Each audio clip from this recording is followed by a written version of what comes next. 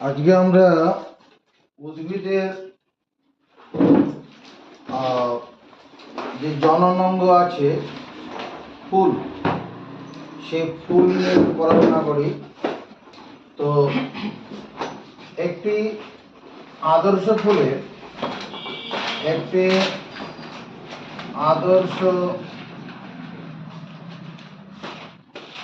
ফুলের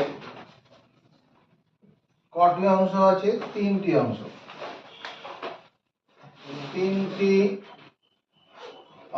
আছে। তাহলে একটি আদর্শ ফুলের তিনটি অংশ আছে। অংশগুলোর নাম কি? আদর্শ ফুলের যে প্রথম যেটা অংশ সেটা হচ্ছে বৃন্ত বা এটার পুষ্পবৃন্ত,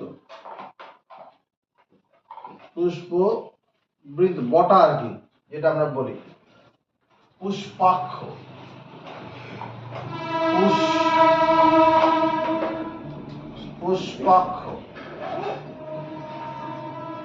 বয়স্য মধ্যম নশয় পয় আকার ক্ষীয় পুষ্পাক্ষ। আর পুষ্পস্তবক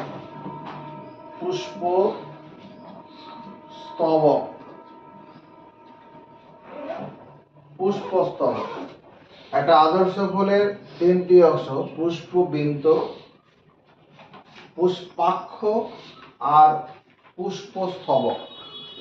এই যে পুষ্পস্তবক যেটা পড়লাম, এটার আবার চারটা অংশ আছে।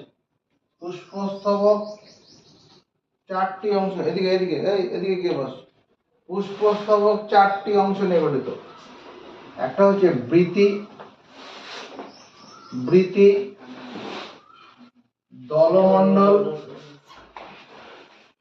দলমণ্ডল, পুংকেশর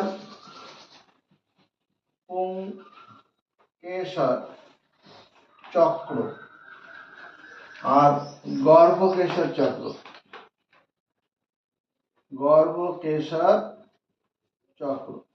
পুংকেশর চক্র বা পুংস্তবক,